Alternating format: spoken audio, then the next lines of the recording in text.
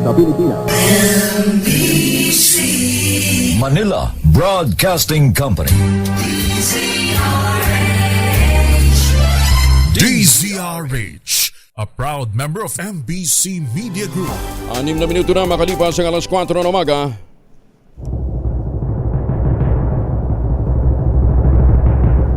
And the Golden Dove for Best Science and Technology Journalist goes to Angelo Palmones, DZRH. Ito na ang 28th KBP Golden Dove Awardee, Best Science and Technology Journalist, si Angelo Palmones sa Magandang Umaga, Pilipinas. DZRH, Magandang Umaga, Pilipinas sa DZRH Radio, DZRH TV at DZRH Online. Kasama si Kuya Angelo Palmones. Magandang Umaga, Pilipinas. Miyerkules tayo ngayon, February 11, 2026. Sa ulo ng ating mga balita, Kamara tuluyan ang ibinasura ang impeachment complaint laban sa Pangulong BBM sa botong 284. Pangulong BBM inuprobahan ang 21 priority measures ng LEDAC, kabilang ang paglusaw sa travel tax. Tatlong impeachment complaint laban naman kay BP Inday Sara na itransmit na sa tanggapan ng House Speaker. Meralco may tasingil na 22 sentimo kada kilowatt hour ngayong Pebrero. Dating House Speaker Jose de Venecia pumanaw na sa edad na 89. Shearline magpapaulan sa malaking bahagi ng Bicol Region at Visayas. Bagong balita, bagong impormasyon. Kasama si Kuya Angelo Palmones. Magandang Umaga, Pilipinas! Kasama pa rin natin ang buong radyo natin FM nationwide, ang ating action radio station sa Luzon, Visayas at Mindanao. 91.7 BNFM Radio sa Cebu at 94.3 FM sa Jensan. Yan po naman ang mga DZRH News FM. Sa detalye ng ating mga balita, asahan na malakas na pag-ulan sa Visayas at Bicol Region, epekto ng shear line. Sa inilabas na heavy rainfall bulletin ng Pag-asa, itinas nito sa yellow rainfall warning ang Eastern Samar, Northern Samar, Biliran, Leyte, Albay at Sursugun. Nagbabalang Pag-asa ng localized na pagbaha sa mga lugar na urbanized, mabababang lugar at malapit sa mga ilog kasama ang pagguho ng lupa sa mga highly susceptible area. Samantala, wala pang namomonitor ang Pag-asa ng mga low pressure area o sama ng panahon sa loob at labas ng bansa na maaaring mabuo bilang bagyo sa susunod na ilang araw. Umalo na sa 51 death toll sa lumubog na MV Tricia Kerstin 3 sa Basilan. Ito'y makaraang makarecover pa ang Philippine Coast Guard Technical Diving Group ng 5 bangkay sa pagpapatuloy na search and retrieval operation sa katubigang sakop ng Balok-Balok Island. Ayon sa Coast Guard, agad namang nasecure ang naturang mga bangkay dinala sa Zamboanga City Port para sa kaukulang disposisyon. Sa ngayon, nananatili sa 316 ang bilang ng mga survivors mula sa lumubog na MV Trista Kerstin noong Enero 26. Patuloy naman ang pagbuga ng lava ng Bulkang Mayon at ngayon higit isang buwan nang nag-aalboroto. Sa time-lapse video ng PBOX mula alas 10:14 ng gabi hanggang alas 10:20 kagabi. Makikita ang lava effusion sa summit crater ng bulkan. Ayon sa PBOX, ang nagpapatuloy na effusive eruption ng Mayon ay nagdudulot ng incandescent lava flows, pyroclastic density current o uson, rockfall at maging ng ashfall. Matatandang umabot ng mahigit 32 barangay na sa bayan ng Kamalig at Ginabatan sa Albay ang nabalot na makapal na abo mula sa Balkong Mayon na nananatili pa rin nasa alert level 3. Nitong weekend nga po, nagpakita ng kakaibang aksyon ang bulkan. Aabot naman sa 47.5 million pesos na laga ng smuggled na sigarilyo. Ang nasabat ng Philippine National Police ay kinasang follow-up bypass operation sa barangay Tibag, Tarlac City. Nagugat ang isinagawang operasyon ng mga otoridad sa parehong barangay kung saan 4 na individual ang unang naaresto.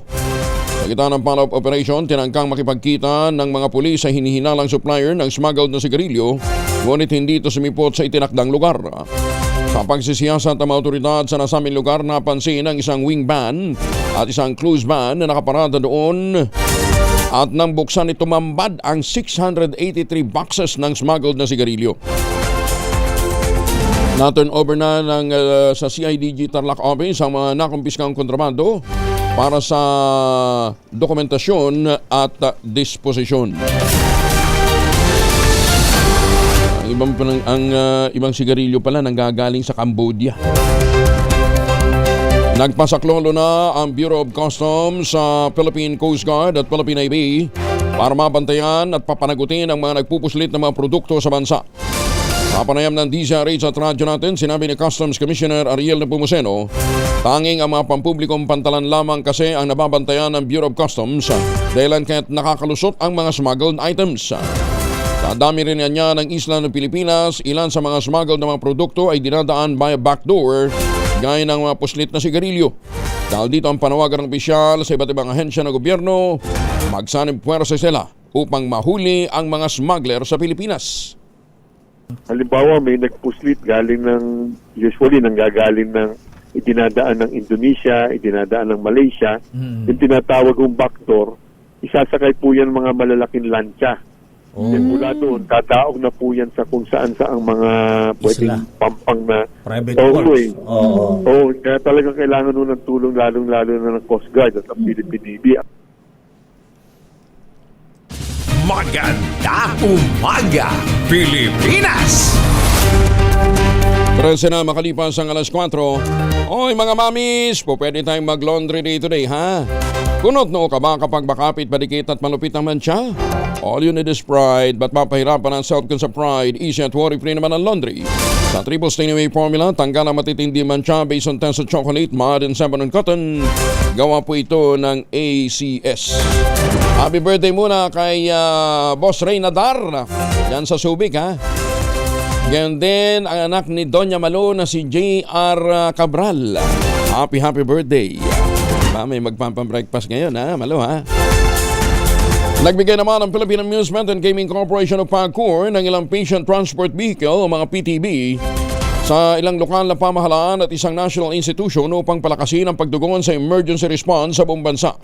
Kabilang sa pinakabagong beneficiaries ng PTV program ng PAGCOR, ang Lung Center of the Philippines, ang Imus Cavite, ang Lalawigan ng Bataan, gayon din ang mga munisipalidad ng Libertad sa Antique at Ibaan at San Jose sa Batangas. Ayon kay PAGCOR Chairman at CEO Alejandro Tenco, ang inisyatiba ay bahagi ng pagsisikap ng ahensya sa kanilang corporate social responsibility na mapabuti ang akses sa pangangalagang pangkalusugan sa mga komunidad na nangangailangan ng tulong pinansyal.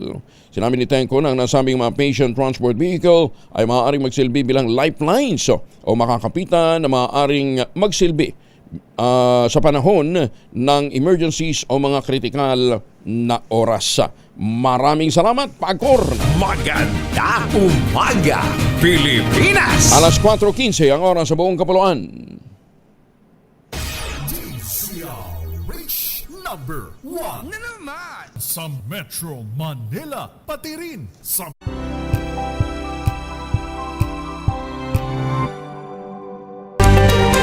Labinanay na minuto na makalipas ang alas 4 na umaga. Masantos siya kabasani, chikamin sa ating mga kababayan dyan sa Asenggan, Pangasinan. Ay magandang umaga sa mga taga-Tarlac City, ha. At sa mga suki natin sa iba't ibang panig po ng Visayas at Mindanao. May butag. Talong kamudra sa mga kauturan tala sa Negros, mga misis. Aming araw si Mr. pag-uwi galing ng trabaho. Abay dalian sa germs sa katawan nila para labanan ang amoy araw at amoy pawis, gumamit ng Shield Bath Soap regularly. Unbeatable ang Shield sa paglaban sa germs versus another brand. May shea butter, pampalambot ng kuti sa presyong abot kaya, $12.50 SRP. Kaya naman recommended ito ng Philippine Nurses Association. Kaya mga misis ay challenge you, subukan ng Shield Bath Soap. Galit sa sakit, may malasakit, sulit na sulit. Mahiwagang tunog! At habang kayo ay nagsashower gamit ang Shield Bath Soap, hulaan ang ating mahiwagang tunog. Nagkakahalaga ngayon ng 11,000. 11,000 ang naghihintay na premyo sa mahiwagang tunog. Ang clue ganun pa rin. Ginagamitan po ito ng Candela. Ayan, ginagamitan ng kandila.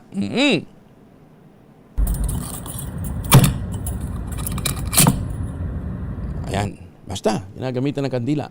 Lahat ng mga pwedeng gamitan ng kandila, gamitan nyo na. Ang inyong mga sagot, ipapadala nyo sa 0919-282-6.5. Sundin ang tamang format po ng pagdetext, empty space, name slash, address slash, contact number slash, at ang inyong sagot. Isang beses lamang po maaaring mag-text sa ating text line gamit ang inyong mga mobile number. Sa mga sasagot online, kinakailangang meron po kayong sharer badge. Maganda umaga, Pilipinas! Magandang umaga na ibagdabigat sa mga suki natin dyan sa San Mateo, Isabela. Alam ba nyo si Mark Heras? Binanatan ang mga espekulasyon ng ilang content creators tungkol sa kanyang emotional video post. Bakit kaya? Ano ba yan? Alamin natin kay Gorgie Rula. Gorgie, good morning! Galit na nag-post itong si Mark Heras sa kanyang Facebook account dahil sa mga sinasabi ng ilang content creators na kaya raw ito nag-iiyak sa isang post niya sa kanyang Instagram account dahil sa wala itong trabaho.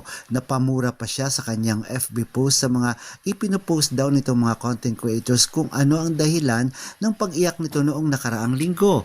Bahagi ng Facebook post ng dancer actor, ang sabi nito, yung post ko na umiiyak tungkol sa personal na problema, end of quote.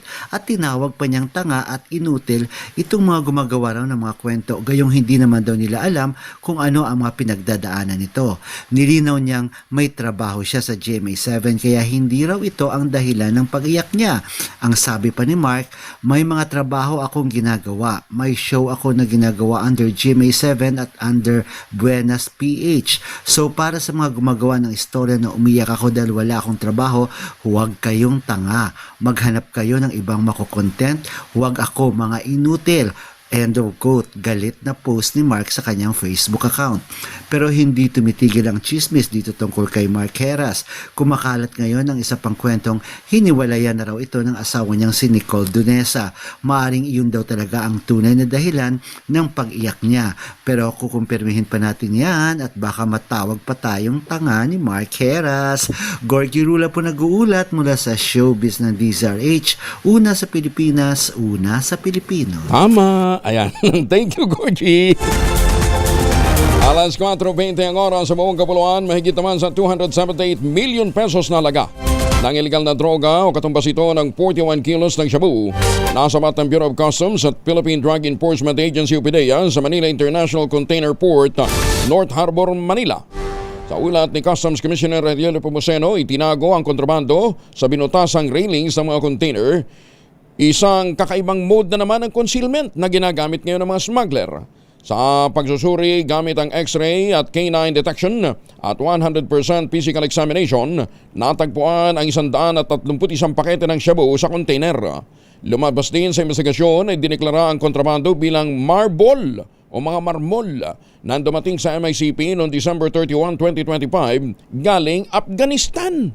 Natuklasan na wala itong isinumiting good declaration sa loob ng 15 araw, kaya't idineklarang abandonado ang container.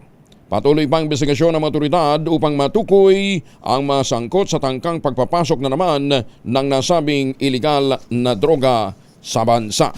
Maganda umaga, Pilipinas! 21, makalipas ang alas 4 ng umaga sa mga may importanteng lakad ngayon ha. Huwag niyong kalimutan, magbaon ng proteksyon laban sa mikrobyo. May dalawang formulation ng family alcohol na pwede nating pagpilian. Yung family, 70% isopropyl alcohol, specially prepared for clinics, hospital, pharmacies, laboratories, pero okay din po yan sa mga households. Very effective sa disinfection at sterilization.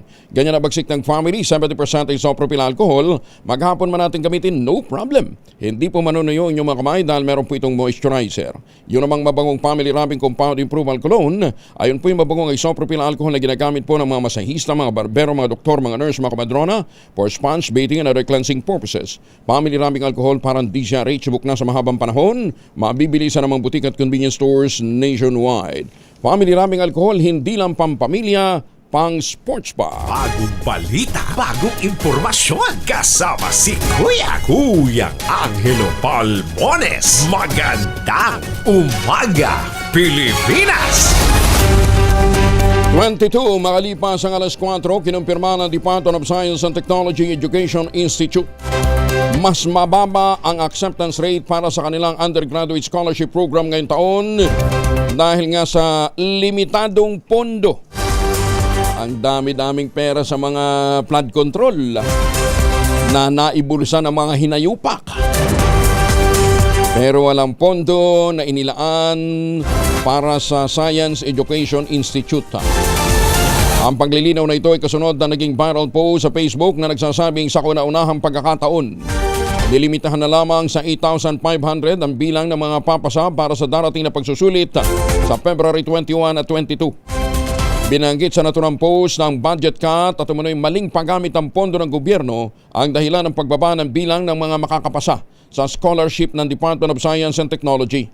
Kapansin-pansing bumaba ang porsyento ng mga tatanggaping scholar kumpara sa 10,907 students na nakapasa sa DOST Undergraduate Scholarship Program noong 2025. Bagamat tumaas ang bilang ng mga nagnanais na maging scholar sa mahigit 100,000 ngayong taon, bumaba naman ang bilang ng slots na magre-resulta sa mas mahigpit na kompetisyon.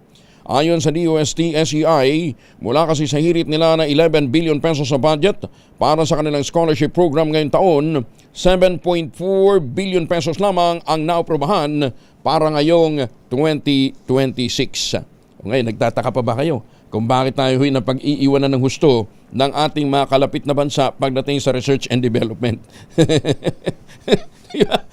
Mas marami tayong pondo para sa mga hinayupak na flood control na ibinubulsa lang. O dili kaya kita ho ninyo nangyari sa Iligan. Kita ho ninyo nanggaling nakita sa Bicol.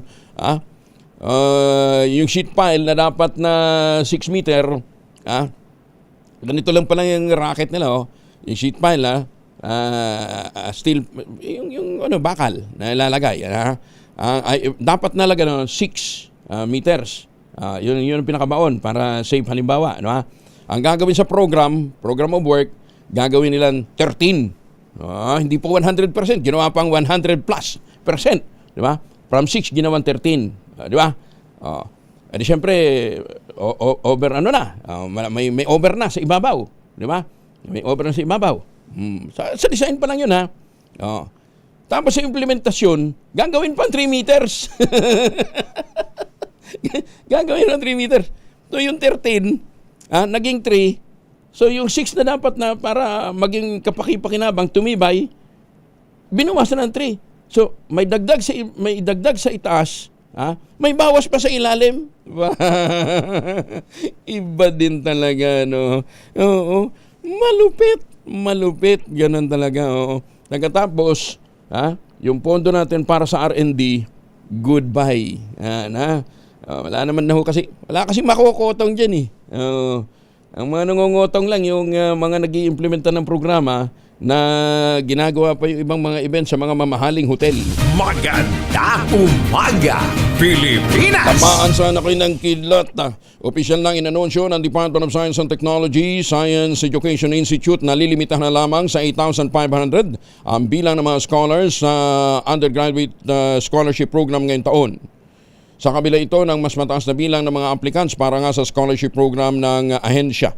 Ayon sa DOST SEI, inanunsyo nila ang eksaktong bilang ng slots bago ang pagsusulit upang maging transparent at maitakda ang ekspektasyon ng publiko. Alam ho ninyo sino maapektuhan dito?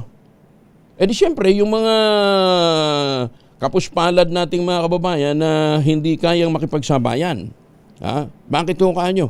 Siyempre, yung mga, wala naman pinipili dito eh.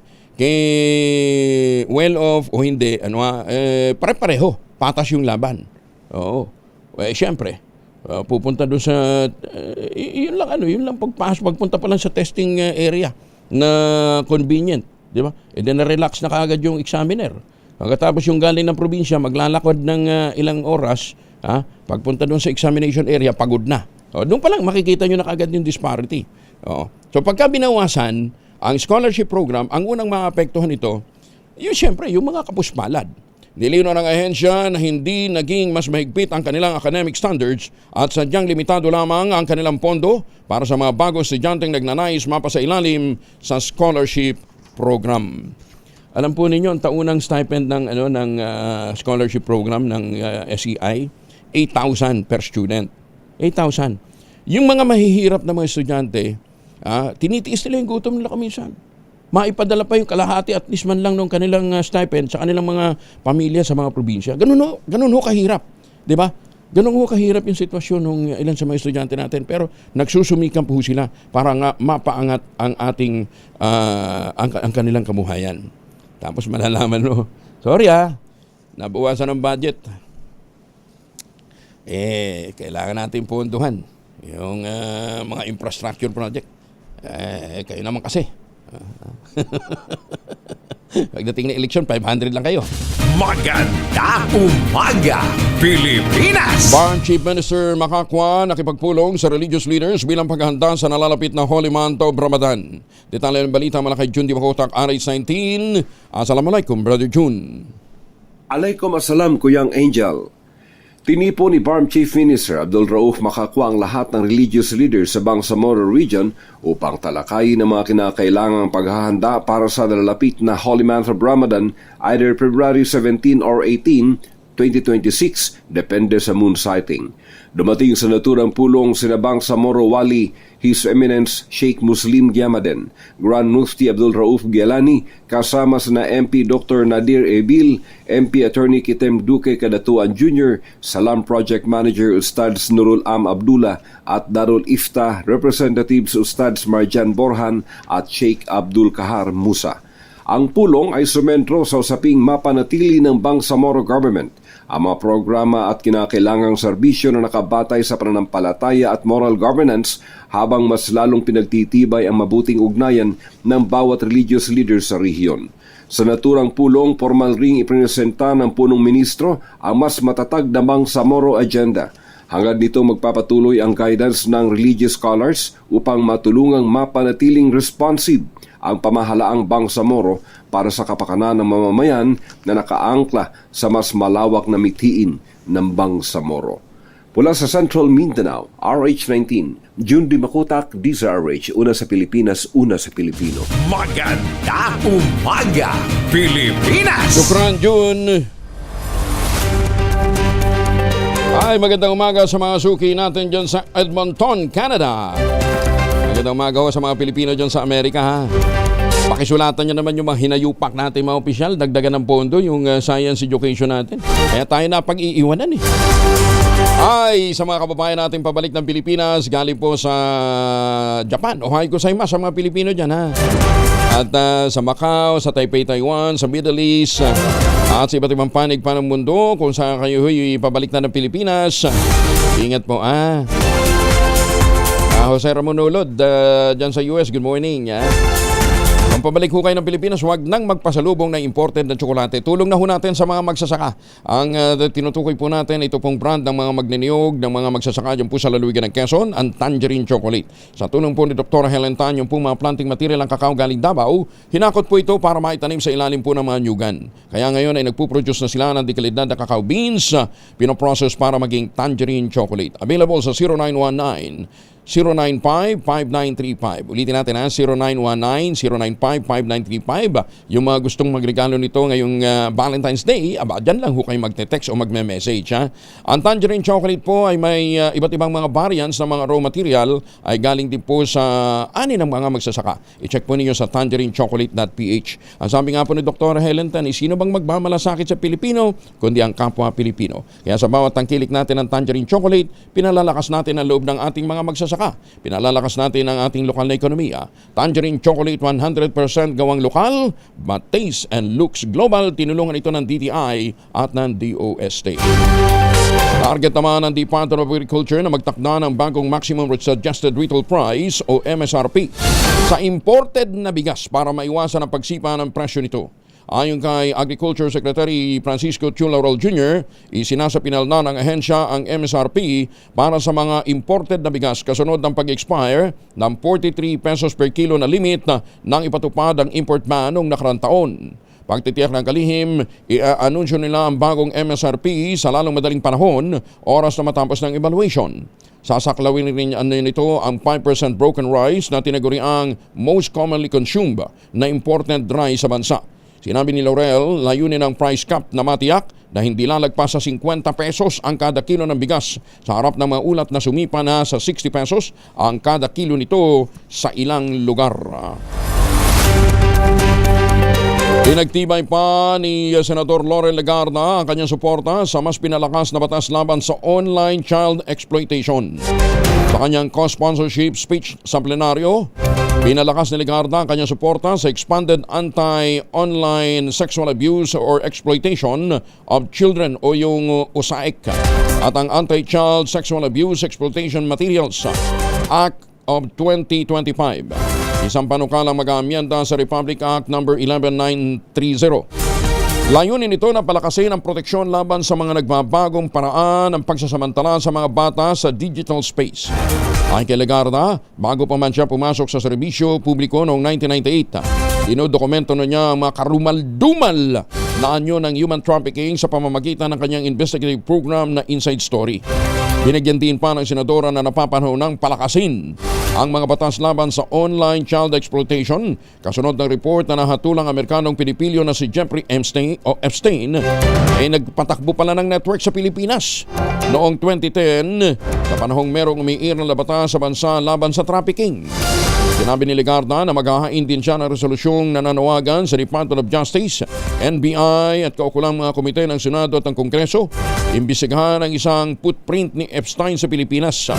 Kabilang ang mga organisasyon, sindikato, public relations outfit na maaaring tumulong sa paglilinis ng kanyang physical at digital image. Binisita naman ang Department of Public Works and Highways sa pangunguna ni Secretary Vince Dizon ang Tubod Bridge sa Iligan City para tingnan ang kasalukuyang sitwasyon sa lugar na kabilang sa mga sinalanta ng Bagyong Basyang. Alinsunod dito sa mandato ng Pangulong Bongbong Marcos na magsagawa ng on-ground assessment sa tulay at flood control project na dinaraanan ng Iligan River para maibigay ang kinakailangan tulong sa mga residenteng naapektuhan ng bagyo. Ipinag-utos din ni Dizon ang paglilinis sa mga drainage, dredging sa Iligan River at Mandulog River at ang agarang pagsasara ng mga bukas at nasirang bahagi ng flood control project sa lugar. Kasabi nito, ipinag-utos din ni Dizon ang paglilinis ng mga drainage, dredging sa Iligan River nang sa gayon ay mapabilis ang rehabilitation. Kasama rin sa direktiba ang pagsisimula sa pagpaplano ng paglalaan ng maayos na budget para sa flood control management ng Iligan City sa susunod na taon. Magandang umaga, Pilipinas! 75 pamilya apektado na malaking sunog sa sitio Malambuon, Davao City ang nangangailangan ng tulong. Detalye na balita mula kay Jun Soter mula sa Action Radio Davao. May buntag mo, Jun. Mayong buntag usab, Kuyang Angel, umabot sa 75 pamilya o tinatayang 586 na individual ang napektuhan ng malaking sunog na sumiklab sa sitio Malambuon, Ikulan, Barangay 76 Ibucana, Davao City, madaling araw ng Martes, Pebrero 10, 2026. Ayon sa Bureau of Fire Protection Davao, tinatayang nasa 50 kabahayan ang tuluyang natupok ng apoy habang 15 pa ang bahagyang napinsala. Unang nai-report ang sunog bandang alas 3 ng madaling araw at umabot sa ikatlong alarma alas 5:03 ng umaga. Dahil sa mabilis na pagkalat ng apoy, dineklara namang fire out bandang alas 7:04 ng umaga. Walang naitalang nasawi o nasugatan sa insidente na tumupok sa humigit kumulang 2,000 metrong kwadrado na lugar. Patuloy pang investigasyon ng mga otoridad upang matukoy ang pinagmula ng sunog at ang kabuuang halaga ng pinsala. Ito si Jun Sotera para sa DZRH. Una sa Pilipinas, una sa Pilipino. Magang salamat, Jun. Bagong balita, bagong impormasyon, kasama si Kuya Angelo Palmones. Magandang umaga, Pilipinas!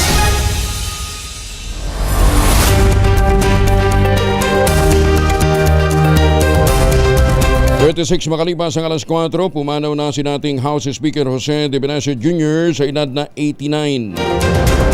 Kinumpirma ito ng kanyang misis na si Pangasinan Representative Gina De Venecia. Si Manong Joe ay kilalang mambabatas. Ang tawag sa kanya ay Speaker JDB. Kauna-unahang nagsilbi sa ng 5 magkakahiwalay na termino bilang Speaker of the House of Representatives. Nahalat siya bilang speaker sa 4 na buong termino sa ilalim ng ika-9, ika-10 at ika-12, gayon din ang 13th Congress, at nagsilbi rin sa loob ng 1 taon mula 2007 hanggang 2008 sa panahon ng Administrasyong Arroyo bago ito natanggal sa pwesto. Matapos ang kanyang pagkakatanggal, inakusahan ni De Venecia si dating Pangulong Gloria Macapagal Arroyo na may kinalaman umano sa kanyang ouster at kalaunan ay naging kritiko ng korupsyon bilang bahagi ng oposisyon. Noong 2017, itinalaga siya bilang Special Envoy for Intercultural Dialogue sa ilalim ng Administrasyong Duterte. Si Jody B ay tumakbo rin sa pagkapangulo noong 1998 ngunit natalo kay dating Pangulong Joseph Estrada. Nagpasya ang Korte Suprema na pwedeng kilalanin bilang magkatuwang na may-ari ng ari-arian o co-owners ang mga mag-asawa na magkapareho ang kasarian o same-sex couple.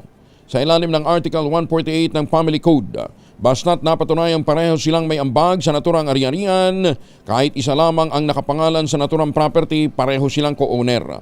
Sa isang desisyong isinulat ni Associate Justice Joseph Lopez, pinagbigyan ng Korte Suprema 2nd Division ang reklamo ng isang babae para paghatian ang ari-arian at kinilala siya bilang isa sa mga may-ari ng bahay at lupang kanilang tinirhan ang kasama niyang same-sex partner. Nagugat ang desisyon ng Korte nang maghiwalay ang same-sex couple at napagdebatihan ang kanilang hatian sa biniling bahay at lupa nung sila ay magka-partner pa. Ayun, ha? Dapat total kayo naman nagsama ng maayos, ano ha? Pagka hindi na magkasundo, ano naman, magbigayan. Share. Nahaharap sa kontrobersiya si Claveria, Cagayan Mayor Lucille Angelus L.A. Guillen at Pidig Ilocos Norte Councilor Dexter Yapo. Matapos madiskubre ang kanilang mansyon sa Las Vegas, Nevada na hindi diniklara sa kanilang Joint Statement of Assets, Liabilities and Net Worth o SALN. Lumutang ang nasabing impormasyon 1 buwan matapos sumabog ang flood control scandal sa Pilipinas kung saan lumalabas ang kumpanya ni Guillen na isa sa mga nakakuha ng kontrata mula sa gobyerno. Base sa record mula sa Nevada Local Assessors, binili ni Mayor Guillen ang 5-bedroom, 5-bathroom estate na may swimming pool noong October 2017 sa halagang $1.26 million o mahigit sa 63.76 million pesos. Ganman noong September 21, 2025, habang mainit ang investigasyon ng gobyerno sa mga manumalyang infrastructure projects, lihim na inilipat ni Guillen ang pagmamay-ari ng bahay sa Southern Highlands Limited Incorporated o LLC, isang kumpanyang nakabase naman sa Amerika. Hello? Kabukingan. Alas 4:40 ang oras sa buong kapuluan. Pinuri ng Senate Blue Ribbon Committee ang reformang isinasagawa ng Bureau of Internal Revenue upang wakasan ang manoy extortion scheme ng ilang matauhan ng ahensya gamit ang Letters of Authority o LOA. Sa pagdinig ng komite, partikular na pinuri ni Senate President Pro Tempore Panfilo Ping Lacson ang mga inisyatibong inilatag ni Commissioner Charlito Mendoza upang linisin ang sistema. Kabilang dito ang Single Instance Audit Framework, System Assisted Selection, Anonymous Assignment at Revalida System. Isang the auditor's mechanism na susuri sa kalidad at integridad ng trabaho ng mga examiner upang matiyak na sila ay mananagot sa anumang pagkakamali. Sa kabila ng reformang ito, hindi rin pinalampas ni Lacson ang kanilang tila poor efficiency sa tax collection mula sa electronic LOAs na inilabas ng BIR sa ilalim ng kanilang Run After Fake Transaction Task Force. Ayan, congratulations sa Commissioner Mendoza. First time, pinupuri ng mga senador ang BIR. Ayan. Ang babait ng mga senador nung humarap ang BIR sa Blue Ribbon Committee. Kaya naman, sinabi ko naman sa inyo babait talaga sila. Ayan, babait ang mga senador paghalap ng BIR sa Blue Ribbon Committee. Ayan, mas mahalo kasi ang red ribbon kaysa sa blue ribbon. Magandang umaga, Pilipinas! tanong nga natin, iimbestigahan pa ba nila yung ibang mga nakinabang pa doon sa mga LOA? Magpapatupad ba ang hindi siguro pinakamagandang ombudsman. Ombudsman ang magsagawa ng lifestyle check. Lalong-lalo na doon sa mga opisyal ng Bureau of Internal Revenue sa ilalim ng pamumuno ni dating Commissioner Jun Lumagi. Nagsakin, magkaalaman na. Di ba? Matunto natin. Sino-sino nga ba yung mga nagsiyaman? Kasi nga nakakalungkot po talaga. Di ba kahapon diniscuss ko yung doon sa may Kamsur? Yung bumili ng lupa, isang ordinaryong mamamayan, bumili ng property, ang property niya nagkakahalaga ng 40,000 pesos. Nagbayad siya ng mahigit 641 pesos na para sa amilyar. So ganun lang ang value ng kanyang property. Wala naman development 40,000. Nang pumunta ho siya sa BIR para magbayad ng kanyang capital gains tax, ang siningil sa kanya 72,000 pesos. Wow! Halos doble ng kanyang Ngayon lang ako nakakita na ang capital gains na babayaran mo mas mahal kaysa dun sa lupa. O pagpalagyan na natin may penalty. Di ba? May penalty dun sa dapat niya bayaran. Pagpalagyan na natin, hindi, kabibili niya lang ng property. Bakit naman ang capital gains na ipapataw sa kanya ay 72,000 pesos, gayong ang value ng property ay nabili niya sa 40,000 pesos. Nasa bundok yun. Sabi daw kasi hindi, residential na ho yan. Kaya tumaas ang value. Okay, just the same. Aabot ng doble? Parang napaka-unfair. Samantala, ito maganda ito. Alam ba ninyo na ang property, yung mga property, mga real estate properties, kapag ito po ay, ang tax ay lagpas na sa 3 million pesos, dapat patawa na rin ang value added tax. Yan. Kung ang nagbenta halimbawa ay korporasyon, papatawa na rin niya ng value added tax. Kung ang nagbenta ay habitually engaged in real estate business, halimbawa, yung mga developer, dapat din po yan ay patawan din ng value added tax. Secretary Ping, Senator Ping, ito siguro ang dapat na masilip natin. Ma-review din natin. Kasi ang nawalan dito ang taong bayan yung may kakayahang magbayad naman talaga ng capital, ng saktong capital gains tax, nakakalusot dahil sa maniobra. Halimbawa, dapat na bayaran mong capital gains tax 10 milyon. Diba? Biglang ibababa sa 3 milyon para hindi ka na magbayad ng capital gains tax, di ba? Ng value added tax, di ba? Ayan, ibinaba. So, yung diferensyang 7 milyon, yun yung negotiable. Yun yung allocable. Ayan. Pwedeng i-alloc baga. Ayan. May 10 milyon dapat ang babayaran. Charge na lang kita ng 3 milyon. Baka yung 7, pwede nating baba na lang sa 5. Di ba? Ito, halimbawa. Halimbawa ito, sa Pasig. Sa Pasig. Anak ng Pasig naman kayo. May nabiling lupa, 276 square meters. Hindi ho ako nagkikwento. Ito ho, yan. Oo. Yan may ano pa, QR. Yan. Baka akala nyo kasi nag-iimbento tayo ng kwento Certificate Authorizing Registration. Galing ho ito sa BIR. Ang property ay 276 square meters. Ang zonal valuation per square meter dyan, nasa pagitan po ng 280,000 hanggang 350,000 per square meters. 276 square meters times, ilagay na lang natin doon sa 280,000 pesos per square meter. That should be 77 million pesos. Okay. Ang diniklara ho nilang market value, magugulat ho kayo 262,000 pesos. Ang zonal valuation daw ay 2,070,000. Uy, naglagay ng improvement. Ibig sabihin may nakatayong bahay. 1.8 million ang valor ng bahay. Ibig sabihin malaki. 1.8 million Alam ba niyo magkano binayaran tax total mayroon pang compromise. Kasama pa daw penalties. Ayan Ang binayarang capital gains tax ay 531,000 pesos. Kumplituhin natin. 531,147.40 Lupit, no? Samantalang yung nabili ng 40,000, pinatawa ng 72,000 pesos na capital gains. Magkano ang documentary tax na binayaran? 143,023 pesos and 56 centavos. Ayan. Ito ho, isa lang to sa mga hawak natin dokumento. Marami ho yung pinadalang mga records ho sa atin eh. Oo. Ipinadala na rin ho natin sa Senate Blue Ribbon Committee. Ewan kung pag-uusapan pa nila doon. Di ba? Doon mo makikita. Samantalang tayo, si Huwang may pasang krus. Di ba? Pag tayo ho nagparehistro ng lupa, di ba? Sagad to the most, karoon kung patawan ng tax.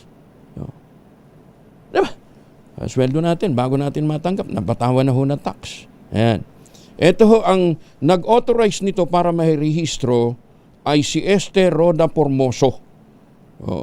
Nasa Pasig pa rin, si Formoso. Malakas. Bagyo. Ayan, ha? Ay, sus, may ginoong buhay ito. Doon nyo ho makikita, di ba? Na kapag ikaw isang ordinaryong tao, ha? At bibili ka ng propiedad, property, 40,000. Hindi ho ako nag-invento ng ito ho, inireport ho sa atin ng radyo natin. Paano nga naman? Saan daw ho sila magre-reklamo pagka ganitong hino-hold up na sila ng harap-harapan ng BIR? Di walang nagawa. Pumunta ho sa atin. I-check natin kung ito lumutang. Yeah. So ang dami ho talagang tax pala dapat na nakukolekta sa value-added tax sa mga propiedad na pinagbibili. Pero nababawasan, bakit ho kanyo? Pinaliliit eh. Less than 3 million yan. Yung pinagbibili ng mga magkakapatid na yap, na cash basis ang magkapatid na yap na congressman. Di ba? Namili ng nag-shopping ng mga lupa. Yun ba, napatawan ba yung mga nang sapat ng tamang value-added tax yung mga lupang pinagbibili nila?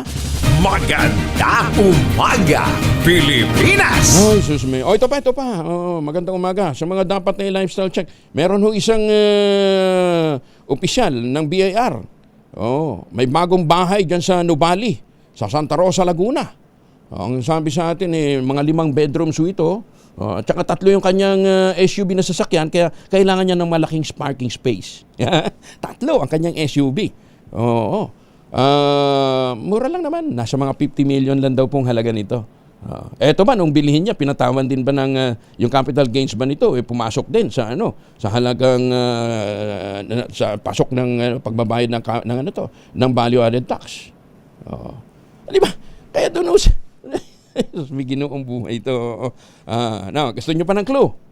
Ombudsman Boying Rimulya. Add more.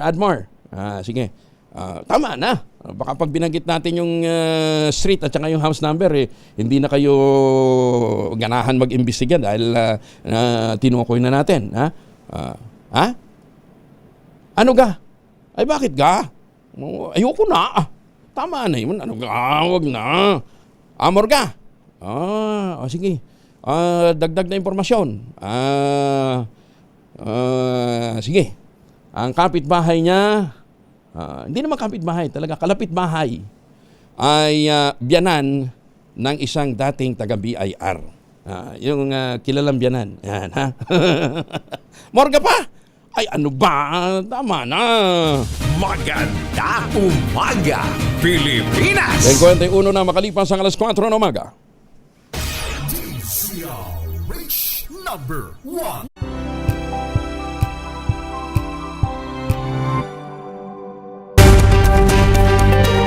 Cinco na makalipas ang alas 4 ng umaga, isang Pilipinas sa 3 pinakamabilis na lumalagong digital market sa Southeast Asia o ASEAN sa unang bahagi ng 2026. Nagresulta ito sa pagdagsa ng e-commerce digital payment at mas bata at tech-savvy na populasyon. Ayon sa DICT, opisyal lang na-secure na Pilipinas ang pwesto nito bilang isa sa pinakamakapangyarihang bansa sa Southeast Asian digital economy. Ipinapakita sa bagong data mula sa Department of Finance, ang Pilipinas ngayon ay nasa ikatlong fastest growing digital market sa rehiyon kasunod ng Vietnam at Malaysia. Sinabi din ng DICT na ang digital economy sa bansa ay umabot sa $31 billion sa gross merchandise value. at lumugo ng 20% kumpara sa nagdaang taon. Ang paglago ay bunga ng pinalakas na e-commerce sector, mabilis na pagganap sa digital platform tulad ng GCash at Paymaya, at pagtaas ng digital consumption. Kobrador ng SCL na nagbuki sa Pangasinan patuloy na tinutugis ng PNP. Detalye ng balita mula kay Freddy Fajardo, Aris 38, Masantos, Yakawasani, Chikamin sa ating mga kababayan. Freddy. Masantos siya kabusan, Kuyang Angel, dahil sa pamamayag pagmuli ng mga nagbubukis ng Small Town Lottery o STL dito sa Pangasinan. Pinaghuhuli ng mga pulis ang mga naaktuhang nagpapataya. Pinangunahan ng Regional Intelligence Division ng PNP katuwang ang Municipal Police Station sa kanilang isinagawang anti-gambling operation na nagresulta ng pagka-aresto ng 3 katao sa magkakahiwalay na lugar dito sa lalawigan. Sa bayan ng Villasis na aresto ang isang 46 anyos na lalaki na residente ng bayan ng Kalasyaw, habang sa Santa Barbara nadakip ang 63 anyos na lolo na residente ng nasabing bayan, at sa Ordaneta City arestado ang 40 anyos na lalaki may live-in partner na residente ng bayan ng Manawag. Ang 3 nadakip na nagbubukis gamit ang Peking IDs at mga papeles ng Grand 88 Gaming Corporation na siyang agent corporation ng Philippine Charity Statistics Office na pinahintulutang mag-operate ng STL dito sa Pangasinan. Umabot ng 9,840 pesos na nakumpiskang bit money sa 3 arestadong suspect na ngayon ay naaharap sa kaso ng paglabag sa Presidential Decree 1602 as amended by Republic Act 9287. Mula sa Action Radio Pangasinan, ito si Freddy Fajardo, Aris 38, nag-uulat para sa DCRH, una sa Pilipinas, una sa Pilipinas. Maraming salamat, Freddy. Maganda umaga, Pilipinas! Tumutok sa DZRH at manalo ng instant 1,000 pesos sa Malakas promo kasama ang Pride Detergent. Malakasan ang makinig at manood sa DZRH! Ang lokasyon ng tropa ni Sherwin Alfaro kasama ang Pride Detergent ay Barangay Longos, Malabon. Ayan, ha? Na sa mga taga-Barangay Longos, Malabon, lakasan nyo yung mga radyo, telebisyon. Nag-iikot na sila Sherwin Alfaro. Ready na ba kayong tandaan ang ating Word of the Day para manalo ka ng DZRH mini component? Eto na! Kagandang umaga dyan sa Mabini, Batangas. At kagandang umaga din sa mga suki natin diyan sa Santa Cruz, Laguna. Ayan, ha? Pero si Sherwin nasa Barangay Longos, Malabon. Ang ating Word of the Day ay indigent. Indigent. Sa Tagalog ay mahirap. Indigent. Ano ba tama pronunciation? Indigent? Indigent. Indigent. Indigent. Indigent. Ayan, mahirap. Sa Hiligay noon, mabudlay. Sa Cebuano, naglisod. Ayan. Ayan, ang ating word of the day. Maganda umaga, Pilipinas! 4 patay, 6 ang ginagamot sa ospital matapos sumalpok ang pampasaherong van sa isang flatbed truck na nakaparada sa bayan ng Basay, Samar. Detalye ng balita mula kay Jimmy Angay-Angay, Aris 32, maupay nga agad, Jimmy. Dead on the spot ang driver ng Daptors at 3 pasahero sa nangyaring pagsalpok ng isang van sa isang flatbed truck sa bayan ng Basay, Samar. Kinilala ng Basay, Samar PNP mga biktima sina alias Rom 54 anyos driver, residenteng barangay Kalaasan, Alang-Alang, Leyte. Patay din on the spot sina alias Licia 71 anyos alias Mil alias Nimfa 57 anyos, kapwa residente ng National Highway, Borongan City.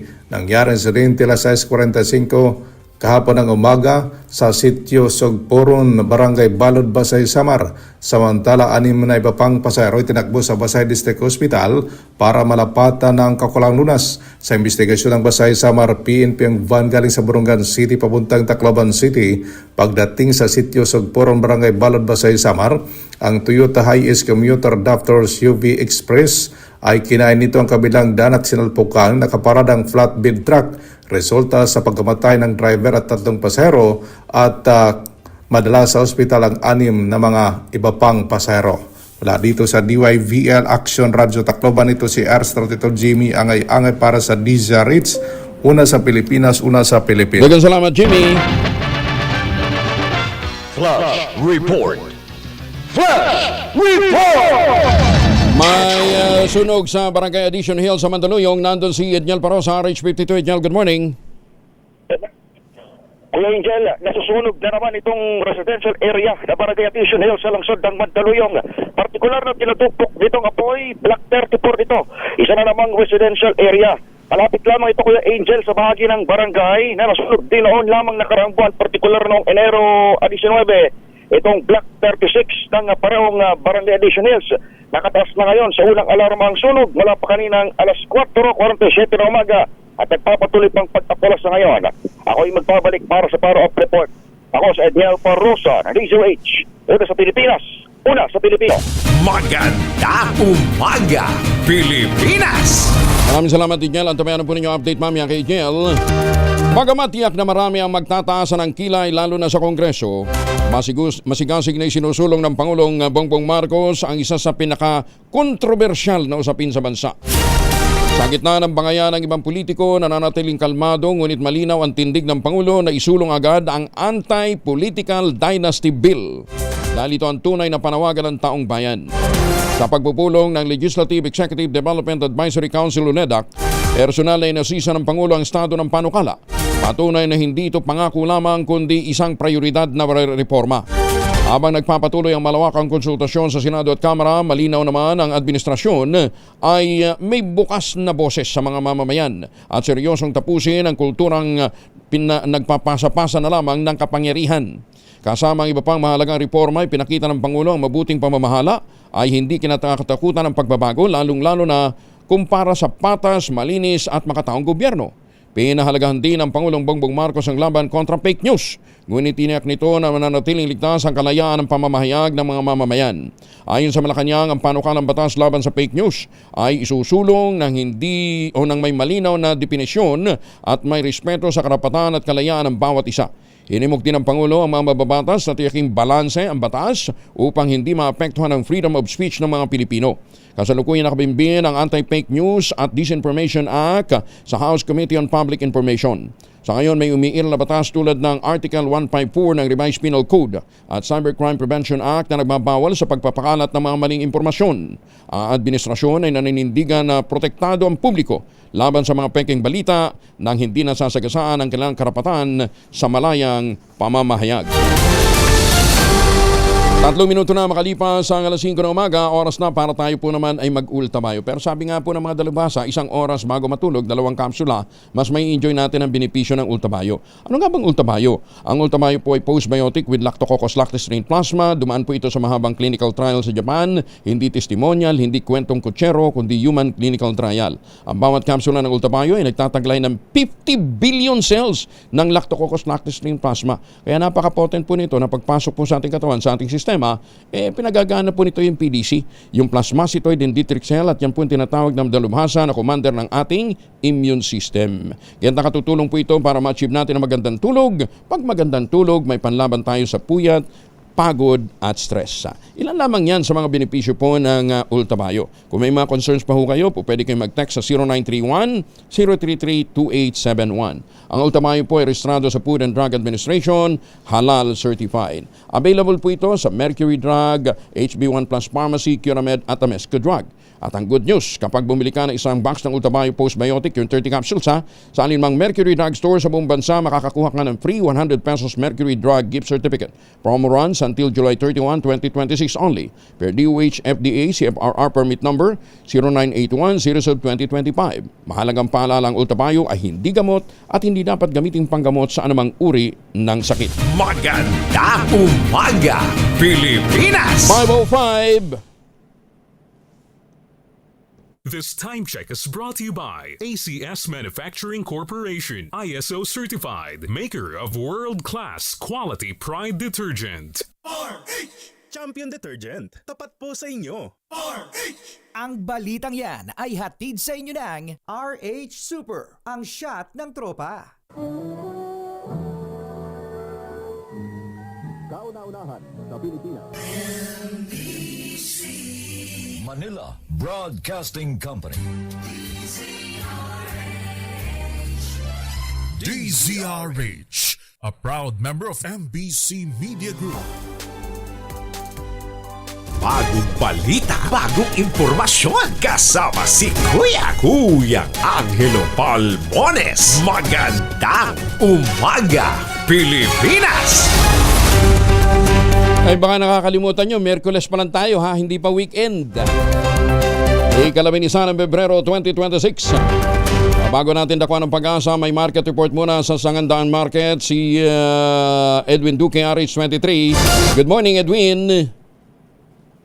Ay butag Kuya Gendel, tagyang may paggalawang presyo ng kartina sa baboy ngayon dahil sa dating 280 kahapon ito sa katabi ka palengke. So babot ngayon ng 300 pesos ang baboy, ang pork chop, at ang giniling, pati na itong pigi, umabot ng 300 pesos. Alos 290 naman ang pataulihan at ang kabilang na itong pataunahan. Alos 10 piso ang paggalaw habang nanatiling 360 naman ang presyo ng tiempo. Ang presyo ng manok ay nanatiling 200 pesos, 180 sa pakpak at 50 na kaadidas nito ay 170 pesos. Ang presyo ng kambing nanatiling 500 habang ang presyo naman ng baka ay 460 pesos pa rin.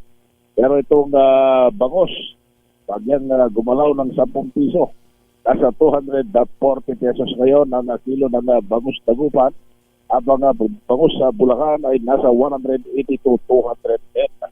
Ang tilapia na natiling 140, habang 90 to 120 naman itong tilapia na galing ng Bulacan. 300 ang galunggong, ang yellowfin ay 300 pesos pa rin. Ang iba pang presyo ng mga seafoods ay hindi na pala gumalaw. Maliban dito sa Lapu-Lapu na 260 hanggang 420. Bahagyang bumaba naman ang salay-salay, 240 bumaba ng 20 pesos. Sa presyo ng mga gulay, natiling medyo mataas-tas pa rin dahil muling bumalik ng 160 mula sa dating 140. Kalabasa, 70 pesos. At kamatis ay bumaba naman kay Del ng 40 pesos at yung pinakamagandang klase yung malalaki 50 pesos bawat kilo. Bumaba rin ng kaunti itong labanos 80 pesos ang talong, mabibili mo na rin ng 40 hanggang 60 pesos. Ang sibuyas 100 pesos, habang imported 80 pesos. Na presyo pa rin ng repolyo 80 pesos, ang carrots bumaba rin ng 80 pesos. Siling labuyo, 200 pesos. Ang siling panigang, ito dito mataas-taas kunti, 60 to 80 pesos naman. Yung siling makopa, 250 pesos. Yung iba pang mga gulay ay walang paggalaw. Habang itong presyo naman ng prutas ay wala rin paggalaw. Sa bigas nigel ay napapansin ako rito na may tumaas ng 2 piso. Yung dating 40, mayroong 42. Pero yung 35 ay hindi pa rin nawawala. Habang yung dinurado ay hindi na magkumulaw dahil 58, 80 hanggang 100 pesos. Yan ang pinga price sa monitoring report. Mula pa rin dito sa Qatar Market sa kulungan namin sa 1-3. At ito pinagulat pati sa rates una sa Pilipinas, una sa atin. Maraming salamat, Edwin. Ayan ha, yun ang mga presyuhan dyan. Magandang umaga din po sa mga taga San Jose del Monte. Sabi ni Maximus, prime water. Amoy patis na kami. No goli-goli. Tina. Makinig ka, Tina. Sabi ni Del sa Zamora, tama yung una kong pronunciation, indigent. Hindi indigent, indigent. Oo. Kasi sabi niya, yung middle vowel is not a diphthong. Ayan, ha? That's correct grammar. Wala pa? Wala pa yung ating wala pa yung Pag-asa. Sige, dito mo tayo. Tumutok sa DZRH at manalo ng instant 1,000 pesos sa Malakas promo kasama ang Pride Detergent. Malakasan ang makinig at manood sa DZRH! Batiin daw muna natin, sabi ni Gemma Calleja, asawa niya, nakikinig lagi si Romeo. Love you daw, Romy. And may huli na kagad, Sherwin. Good morning. Yes, magandang umaga, Kuya Angel. Daig talaga na maagap ang masipag. Dahil masipag na bumabiyahe ng nagka-tricycle ngayong umaga. Tignan mo, baon-baon ang radyo. Habang kanya bumabiyahe, nakikinig ng balita, nahuli natin to si tatay. Paano mo narinig? Tito Gomez po. Habang nasa tricycle siya, naka-full volume yung kanyang radyo. Ganon? Oo, lakas-lakas ng radyo. Baka madalit yan ng noise pollution, ha? Oo, Baka madali siya ng noise pollution. Pero okay lang yan, kuya, para malaman nila kung naman yung mabalita. napapakinggan, Kuya Angel, Oo. walang problema yon, hindi huhulihin to. Pag boses mo yung napapakinggan, hindi magiging noise pollution yon. Information yon. Ayan, oo. Ano ulit pangalan nyo? Lito Gomez po. Tatay Lito, si Tatay Lito na, saan ang biyahe nyo? Dito po, biyahe ko po ngayon, pabalot. Balot? Pabalot, Tondo. Balot Tondo. Balot Tondo, dahil kayo mahilig sa DZRH at sino paborito yung announcer pag umaga? Angelo Palmones po. Angelo Palmones, ang inyong idol, ito meron kang 1,000 pesos. Yes, sa iyo, tatay, nagtatano. Maraming salamat po, sir. Tangagamot po ng message ko to. Bakit ang sakit ni Mrs.? Po. Ay, high blood. Naratay na lang po eh. Ganun. Siya, sige, opo. Alagaan niyo mabuti tayo, ha? Kita mo naman ang pag-ibig. Ilan taon na siya nakaratay? Pagwa 1 year and a half po. Ilan ang chikiting nyo? Bali, 4 po. 4. May mga trabaho na rin? Yung iba po. May apo na kayo? 5 po. 5 na. Siya, sige, opo. Sige, ingatan niyo si nanay, ha? Opo. Nakikinig ba siya ngayon? Ano gusto niyo iparating sa kanya? Magpagaling lang po siya. Palakas. Palakas siya. Tulog po kasi ngayon, tulog. Oo. Pero kapag nagising, ano gusto mong Valentine message para sa misis mo? Ay, pambili na lang po ng gamot. Bibili ko lang po ng gamot niya para lumakas siya. Ayan. Practical. Hindi na rosas. Wag na rose. Wag na rosas. Hindi po. Oo. Ang importante yung gamot, yung mga necessities, yun ang unahin natin. Pero dahil nga, mahal na mahal mo si Mrs. Ano pangalan ni Mrs.? Darcy po, Darcy. Dahil gusto mo siyang bigyan ng regalo, eto na lang. Pag nakuha mo itong mga tatanong namin, itong word of the day, makukuha mo rin kung ano yung ating mga regalo para sa iyong Mrs. Kapasalamat po ako DTRH.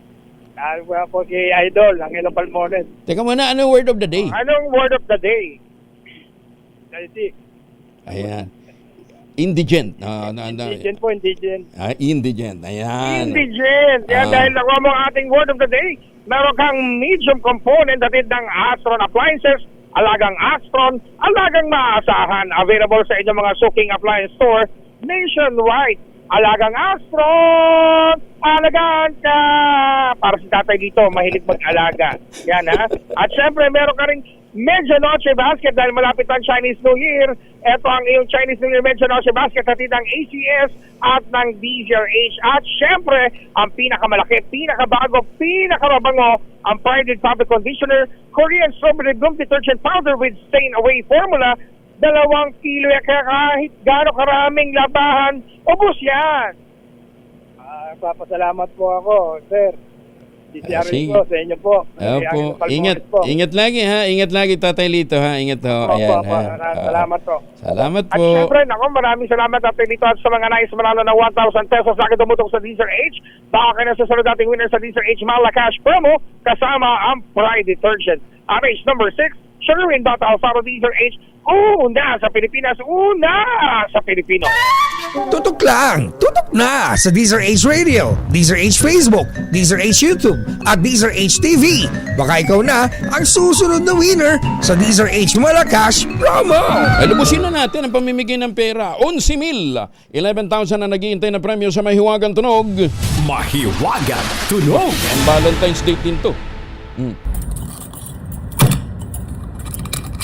Ayan. Basta yung item natin dyan ay ginagamitan ng kandila. Ayan, ha. Ang inyong mga sagot, ipapadala po ninyo sa 0919-282-645. Sundin ang tamang format po ng pagte-text, empty space, name slash, address slash, contact number slash, at ang inyong sagot. ₱1 lamang po maaaring mag-text sa ating text line gamit ang inyong mga mobile number. Sa mga sasagot online, kinakailangang meron po kayong sharer badge. 11,000 ang naghihintay na premyo sa Mahiwagang Tunog. Magandang umaga, Pilipinas! At doon nga po sa mga nag-iisip na makipag-date, ayan, ha, baka kayo nag-iisip pa ng pangregalo, tangerine chocolate. Tinulungan nyo pa yung mga magsasaka dyan po sa lalawigan ng Quezon. Nakapagpasaya pa kayo ng inyong mga mahal sa buhay para po sa Valentine's Day. Available po sa 0919-095-5935. Sa tulong nga po ni Dr. Helen Tan, yung po mga planting material ng kakao galing Davao, hinakot yan para maitanim sa ilalim po ng mga nyugan dyan po sa lalawigan ng Quezon. Kaya ngayon ay nagpuproduce na sila ng dekalidad na cacao beans, pinoprocess para maging tangerine chocolate. Available sa 0919-095-5935. May mahigit 10 variant yan ng mga raw material ay galing din po sa ani ng mga magsasaka. I-check po niyo sa tangerinechocolate.ph. At sabi nga po ni Dr. Helen Tani, sino bang magmamalasakit sa Pilipino kundi ang kapwa Pilipino? Kaya sa bawat tangkilik natin ng tangerine chocolate, pinalalakas natin ang loob ng ating mga magsasaka. Pinalalakas natin ang ating lokal na ekonomiya. Tangerine chocolate 100% gawang lokal, but taste and looks global dahil tinulungan ito ng DTI at ng DOST. Tangerine chocolate 100% gawang atin. Pakiusap ni Dr. Helen Tan, sana naman ay ating tangkilikin. Maganda umaga, Pilipinas! Hoy, sa pagbabalik natin, makakausap natin ang isang dating ARTA director. Ano? Ang rekomendasyon niya, buwagin na natin yung Senado at ang Kongreso para makatipid tayo. Ayan, ha? Anong ipapalit at anong constitutional basis, yan po ang ating pag-uusapan. 16 na minuto na makalipas ang alas 5 ng umaga. DZRH number 1 Na naman! sa Metro Manila, pati rin sa Mega Manila.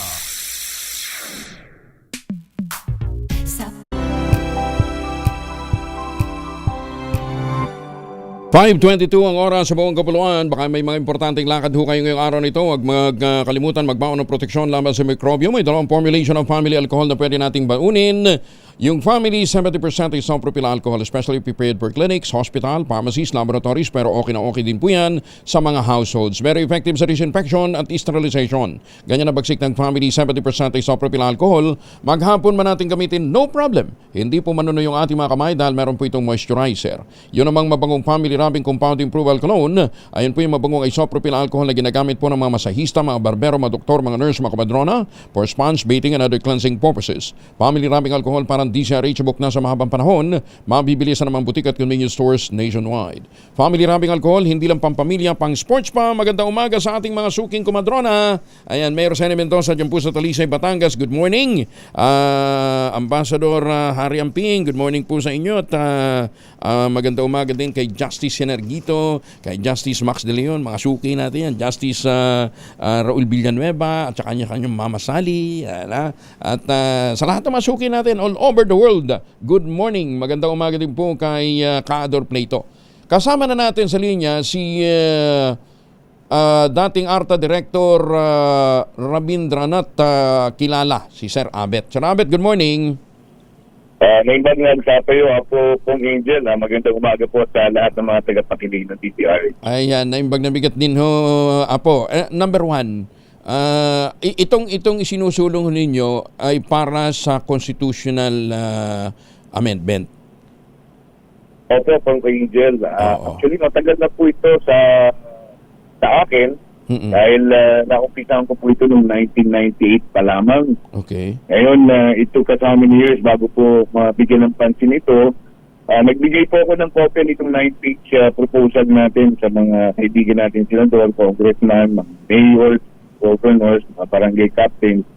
At sa katotohanan, kung Angel, nagulat po ako dahil pinatulad po ito ng social media. Hindi ko alam po nalalabas ito at magiging kaaya-aya ito sa pagbabasa, no? At nakaalaman po ng publiko po dito sa ating bansa. Kaya ito po, sana mabigyan lang ng pagkakataon na magkaroon ng academic and political discussion on this para baka mabigyan ng puwang na maaaring ito ay maging isang Filipino style of government. Alam nyo, timing kasi, Sir Abet, abay mantakin mo. Malaking matitipid. Magkano matitipid? House and Senate combined appropriation annually 30 to 40 billion pesos.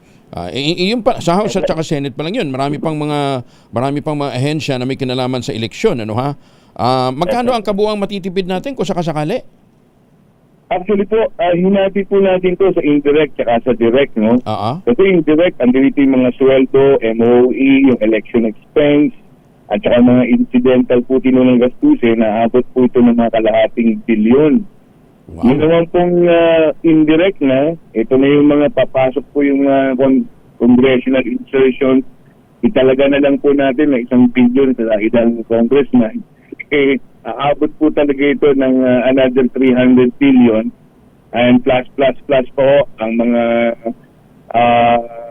tinatawag na incidental inflation, yung mga kadagdagan pa po natin ng mga inflated po natin ng mga COS, yung mga consultants po natin, more or less baka umabot po ito ng 1 trillion.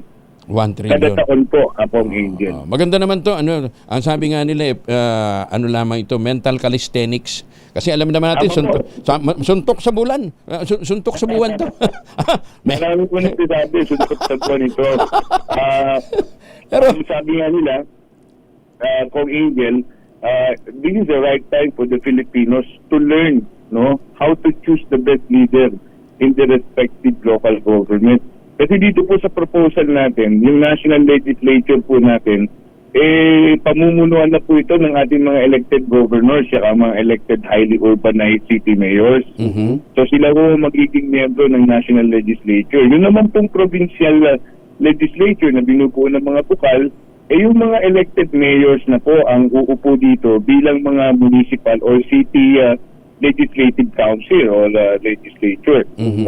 And then ganoon din po sa baba naman po sa mga munisipyo, sa mga sa city, yun naman po mga elected barangay captains o punong barangays ang maaari ng umupo bilang mga municipal and city legislature. Okay. So meaning, pag ikaw po ay na-elect, ang mangyayari nga po, mababawasan na yung balota natin dahil presidente, vice-presidente, governor, vice governor, city mayor, city vice mayor, municipal vice mayor, tapos barangay captain and vice barangay captain na lang po ang ibuboto natin. So mawawala po ang mga senador, ang congressman, party list, bukal, o mga probinsya na Sangguniang, at ganoon din po sa mga city Sangguniang at saka itong mga municipal Sangguniang, o ba hanggang barangay Sangguniang. Kaya lang, ang mangyayari nito, dalawa na lang ang magiging branch ng government. Executive at saka ang judiciary. Mawawala na yung legislatura. Actually, Kong Angel, if I would want to qualify this, meron pa rin pong legislative function. Kasi alam naman natin, Kong Angel, kayo po ay naging deputado din, na most of the priority bills being proposed by the administration really emanates from the executive department. Kaya meron siyang LEDAC, inihahain po yung kagustuhan ng Pangulo ng mga priority legislative measures niya. At yung pong batas na to, binalangkas na ng mga departamento. So, ibinababa na lang po ito sa mga respective committees. So, dito po, meron pa rin national legislature na kung saan yung ating mga gobernador, mga highly urbanized city mayors, at least 4 times a year, we have 4 quarters every year, may schedule po sila na aakyat sila sa national legislature para i-represent yung kanilang mga nasasakupan. So, usually po, ang importante naman dyan, Kung Angel, yung budget. Pag natapos na yung budget natin, totoo lang, ay nilagay ng mga gobernador dahil alam naman nila kung anong pangangailangan ng mga gobernador. Kasi bilang governor, dala-dala mo yung nagmula sa Barangay Development Council na Barangay Development Plan. Akit sa Municipal Development Council, akit sa Provincial Development Council, hanggang Regional Development Council. So, in short, si governor na nakaupo rin sa Regional Development Council, alam niya ano yung pangangailangan ng kanyang nasasakupang probinsya. So, hindi na kailangan yung mga napakaraming district congressman pa. Siya mismo bilang gobernador, sa pamamagitan ng kanyang mga mayor at kanyang mga barangay captain, alam niya na kung anong dadalhin niya ngayon sa national legislature. Pagkatapos naman kung i-get ng pondo ang mga susunod na mga batas, yung priority bills ng Pangulo, which could be done to the help, of course, of the Vice President, eventually who will be the presiding officer of the national legislature, na ito naman po gagawin nila ng parang 4 times a year lang. So, hindi yung kumbaga for all year round sila ay mga legislative members. Hindi po. Kailangan umuwi rin sila sa kanilang mga probinsya to act now as the local chief executive of their respective LGUs. Sus ko, mawawalang allocables, mawawala ang PIDAP. Mawawalang pork barrel, di ba? At saka ganun din naman kung sino yung gobernador, kamag-anak niya lang naman si congressman Di ba? Kung hindi niya tatay, di ba? Yung senador, magkakapatid, edi ganun din. Di ba? Tama. Kung Angel, alam mo, ito po ay very timely, no? At this point in time na pinag-aaralan po yung anti-political dynasty bill. Kung ating pong pupuntahan talaga ang saligang batas ngayon, nakakalungkot lang talaga po ang Angel na merong Lambino versus Comelec case, ano, na hindi po pwede na yung People's Initiative ay magbigay ng proposal ng revision ng ating saligang batas. Ang sabi po doon sa jurisprudence, mga amendments lang ng mga constitutional provisions ang po pwede. Pero if you are to change the form of government, then you have to go to Constituent Assembly and constitutional convention, which to the mind of the Filipino people may hirapan dahil baka naman hindi payagan to ng mga congressman, syempre dahil nga naman mabubuwag nga yung kanilang representation. Actually, the function is still be there. So instead of you running for congressman, you have to run for governor now if you really would want to represent the needs of your respective province po. Yeah. Alam nyo, napakaganda, very sound, very timely itong pinapanukala nyo, Sir Abet, sa harap ng mga problemang sinusuong natin. Sa dami ng batas natin, kawawa nga yung mga abogado eh. Sa dami ng batas natin, karamihan naman dyan, suggestion lang eh. Hindi nga napatutupad. Una, walang pondo. Pangalawa, kung ma-implementa man, wala pang 10 taon. Gusto na, revisit na kaagad dahil hindi na implementa ng mabuti. Hindi nga lang, sabi nga natin, let's admit it, sa ngayon, ito ay mukhang impossible dream. Pero congratulations for coming forward, Sir Abet. Huwag kayong susuko at malay natin, bukas makalawa, biglang matauhan, tamaan ng kidlat lahat ng mga kawatan. Di ba? Biglang... Ang Angel, maidagdag ko lang, mula hulong ito yung pinatulan ng social media. Ang dami hong mga pages, ang dami mga nag-Facebook, nag-Instagram. Pinupost po nila ito.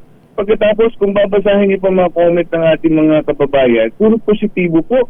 Naghahanap po ako ng negatibong statement. Talagang positibo. Lahat sila pabor na magkaroon ng ganitong pagbabago sa ating saligang batas. So, nawa po, unti-unti. Sabi ko nga, ang kailangan naman dito, bigyan pansin to ng education sector at tulong po din ng media, tri-media man yan, mainstream media o social media, para mapalaganap po ang kaalaman patungkol dito sa isinusulong natin na magbabago. Sir Robert, thank you again and paninindigan ho natin itong kampanyang ito dahil ito ho ang talagang reforma para sa bayan. Okay. Hindi ito simpleng constitutional change. It's a complete overhaul of a rotten system. Sir Robert, maraming salamat for joining us this morning. Magandang umaga po. Salamat. Ingat po kayo. Si Ginoong Abet Kilala ang nagsusulong po sa tuluyan ng pagbubuwag ng Senado at ng Kongreso. Pero alam naman natin, hindi naman to tataas ang kilay ng mga senador natin. Paano yung mga bimpo? Paano yung anak ko na gusto ring maging senador? Paano yung anak ko na gusto ring maging Kongreso? Parang pinapamana ba? Maganda umaga, Pilipinas! International patay. Yung suspect arestado na ng PNP sa Candelaria, Zambales. Detalye na balita mula kay Danny Kumilang, Aris 37. Danny, good morning.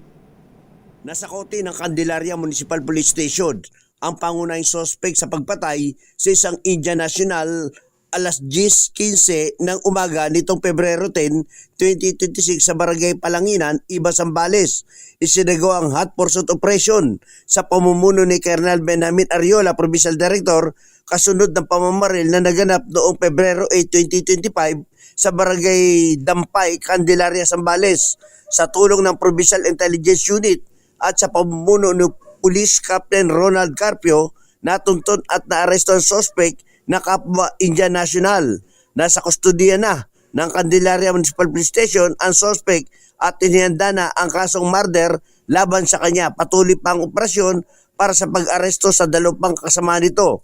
Nagpaabot naman ang pakikiramay ang Zambales PNP sa pamilya ng biktima at tiniyak na patuloy ang kanilang pagsisikap upang mahuli ang lahat ng sangkot sa krimen. Danny Kumilang, RH37, DCRH, una sa Pilipinas, una sa Pilipino. Flash Report! Flash Report! Maraming salamat, Danny. May paabak kayungan sa ating mga kababayan dyan po naman sa Pampanga. Meron pong AUB na bumangga dito sa may concrete barrier sa northbound ng EDSA. Alamin natin ang report mula kay Bal Gonzales. Sarich may Bal. Kuya Angel, nakapalagpag pa at hindi pa natatanggal itong isang sasakyan na ito. Isang AUB na bumangga dito sa hilera ng mga concrete barrier dito sa northbound ng EDSA, dito sa may GMA Kamuning MRT station mismo. Dito mismo sa may pinakailalim nitong Kamuning station ng MRT. Yung driver nito ay katatanggal lamang mula rito sa loob mismo ng kanyang sasakyan. Kung makikita, Kuya Angel, wasak na wasak itong pinakaharapan mismo nitong kanyang sasakyan na ayon doon sa initial na impormasyon ng mga tauhan ng MMDA na nag-iimbestiga dito sa lugar ay hindi daw niya, bigla daw siyang napapikit at bumangga dito sa hilera. Ayun. Nakatulog. Walang binabanggit na ganun. Pero kung titingnan ko, Angel, ganun na nga yung nangyari. Isa, dalawa, tatlong mga concrete barrier at naidul-dulpat nagka-ipit-ipit na yung iba pang mga concrete barrier dito sa lugar na ito. At sugatan yung driver. Medyo malaking mama yung nagmamaneho rito sa isang sasakyan na ito na dinala na ng mga tauhan ng Metropolitan Manila Development Authority ambulance at ng Quezon City Disaster Risk Reduction Management Office sa pinakamalapit na pagamutan yung biktima. Sir, initially paano nangyari daw, sir, base doon sa investigasyon ninyo? Bali, po sir, kakarating ko lang din po kasi dito. Bali, wala pa po address yung talaga yung exact na nangyari. Yung exact na nangyari po? Wasak na wasak. Mga tawa ng MMDA yan, Kuya Angel. At hindi ko alam kung itong mga nandito ay kasama niya o tinawagan na lang dahil may dumating na isa pang sasakyan dito. Siguro, na-contact na lang din siguro, Kuya Angel, yung kanyang mga kasamaan dahil may dumating ng saklolok mula doon sa kanyang kamag-anak na siyang kasama ngayon itong biktima patungo doon sa East Avenue Medical Center, ang hospital na pinakamalapit dito sa pinangyarihan ng insidente. Sa ngayon ay malaking epekto itong insidente doon sa daloy ng mga sasakyan dito sa EDSA bus carousel. Yung mga manggagaling ng Makati, Cubao area patungo ng monumento ay tigil muna at pinalalabas itong mga bus dito sa daanan ng iba pang mga sasakyan para nang sa ganun ay hindi masyadong mabalam yung biyahe ng ating mga kababayan na maaga pa lamang ay papasok na sa kanilang mga trabaho. Mula rito sa northbound ng EDSA dito sa GMA Kamuning MRT Station. Ako si Bal Gonzales, Tuna sa Pilipinas. Thank you, Bal. Maganda umaga, Pilipinas! 49, makalipas ang alas 5.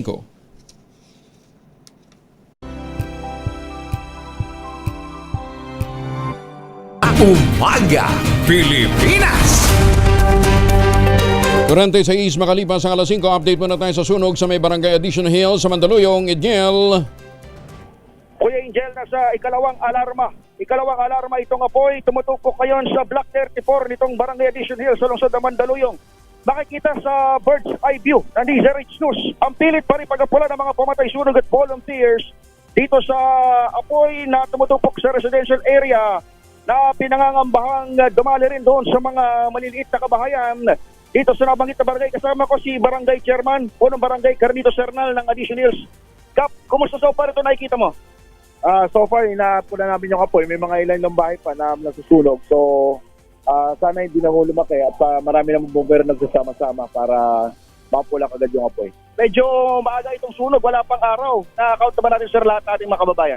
Sa ngayon, hindi pa ho namin alam. Pero more or less, mga 30 to 40 houses yan. Kasi maliliit yung mga bahay po dyan.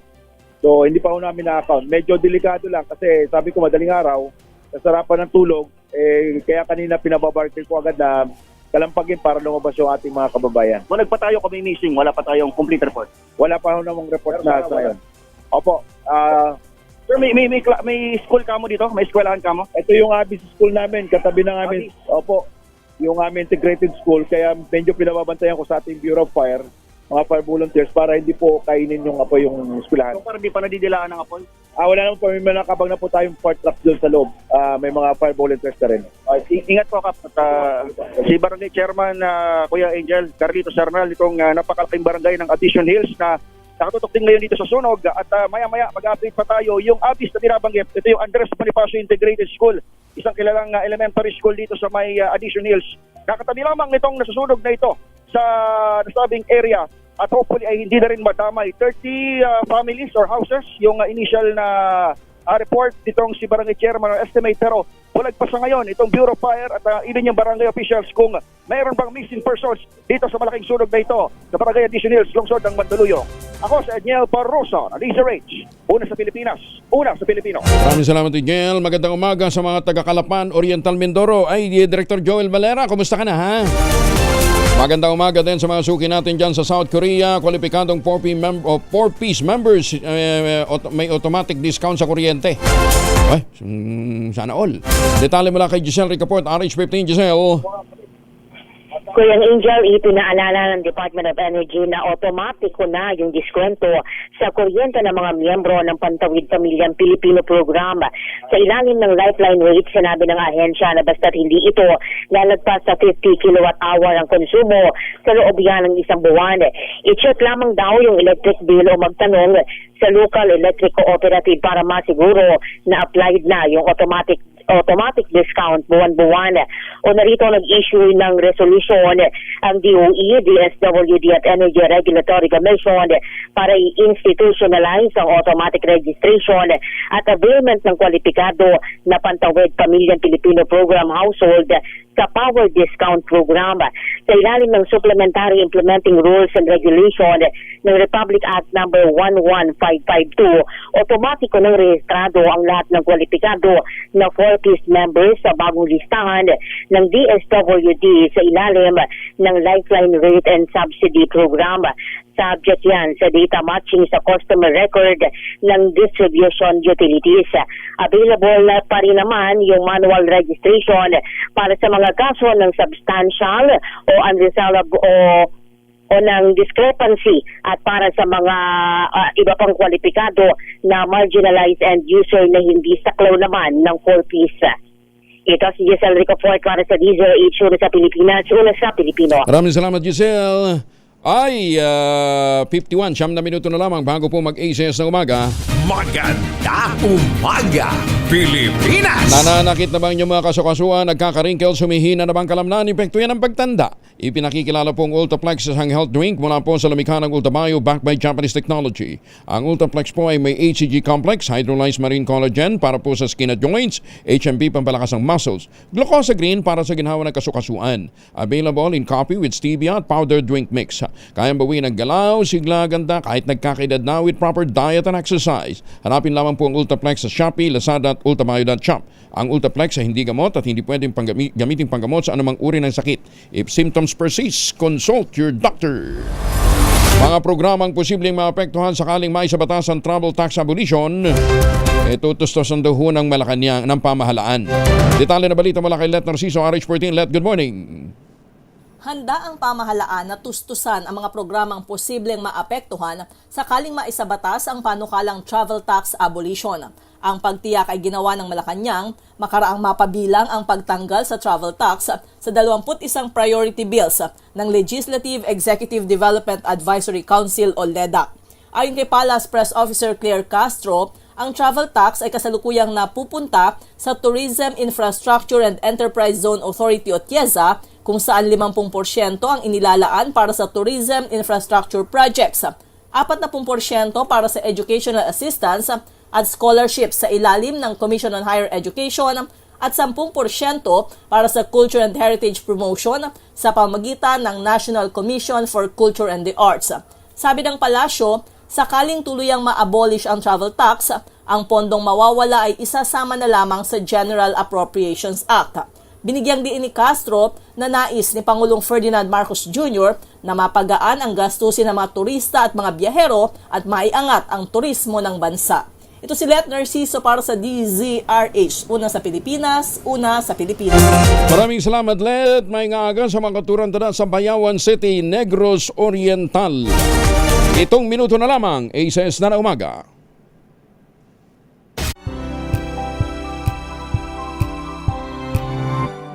Okay natin ha. 3 days to go bago mag-Valentine's Day. Meron akong kaibigan, sabi niya, bakit yung partner ko nagalit sa akin, pinadalhan ko lang siya ng bulaklak para sa Valentine's Day eh. Hindi natuwa. Ano ba yung pinadala mong bulaklak? Ito, RHTV, pakita nyo nga. Masyadong choosy nga naman, pinadala na nga ng bulaklak, nagalit pa oh. Asa na? Ay, teka, yan. Sabi niya nga, aminado pa nga siya, patay na patay ako sa'yo. Nagalit! Senator Ping Lacson tiwalang makakakuha ng sapat na nagda ang Senate Blue Ribbon Committee report tungkol daw sa flood control projects. Detalye na balita mula kay Raymond Paz, RH28. Raymond. Tiwala si Senador Panfilo Ping Lacson na makakukuha ng sapat na lagdang committee report ng Senate Blue Ribbon Committee kaugnay sa iniimbestigang anomalya sa flood control projects. Sabi ni Lacson, sisimulan na nilang ipaikot para lagdan ng mga miyembro ang report ngayon. Kumpiyansa itong makukuha ang 11 pirma ng mga senador pabor sa committee report para mai-report sa plenary. Paliwanag ni Lacson, walang nabago sa nilalaman ng report maliban sa ilang terminology. Aminado itong may mga kasamaan silang hindi tanggap ang salitang charge kaugnay ng flood control anomaly. Kaya't pinilitan ito ng recommended for investigation para tanggapin ng kanilang mga kasamahan. Ang malinaw ay kung ano ang kanilang naging rekomendasyon na nasa leaked partial committee report ay ito rin ang laman ng final report. May mga inirekomendang kasuhan na mga dati at kasalukuyang senador, congressman at opisyal ng DPWH. Kasama dito ang kasong plunder, direct bribery, malversation of public funds, paglabag sa anti-graft law at ethical standards for government officials. Sabi ni Lacson, tatanggap siya ng mga amendment mula sa mga kasamang senador kapag naipresenta na ang report sa plenary. Narito si Senador Ping Lacson. I hope and I'm confident na makagather siya ng at least 11 signatures. Doon sa draft na initially routed, merong word doon na charge, no? Recommended to be charged. Sa layman, pag sinabing charge, para nasa korte na. So, in-specify na lang namin na salit na instead of using the word charge, to be charged, to undergo preliminary investigation, to undergo fact-finding investigation, to undergo case build-up, yung mga ganon. Ito si RH28, Raymond Paz para sa DZRH, una sa Pilipinas, una sa Pilipino. Maraming salamat, Raymond. Magtanim ng kawayan para sa kalikasan at kabuhayan. Kuya Angel po siya ang Halipalmono. Sige, iwan sa inyo na isang magandang umaga. Ang ating quote of the day ngayong araw na ito ay mula po sa French philosopher na si Voltaire. Ang sabi niya, opinion has caused more trouble on this little earth than plagues or earthquake. Kaya mapanghanib yung mga opinion ng... Good morning, Commodore Tariela. 6:01 ang oras sa buong kapuluan. This time check is brought to you by ACS Manufacturing Corporation, ISO certified, maker of world-class quality pride detergent. News app Z Plus.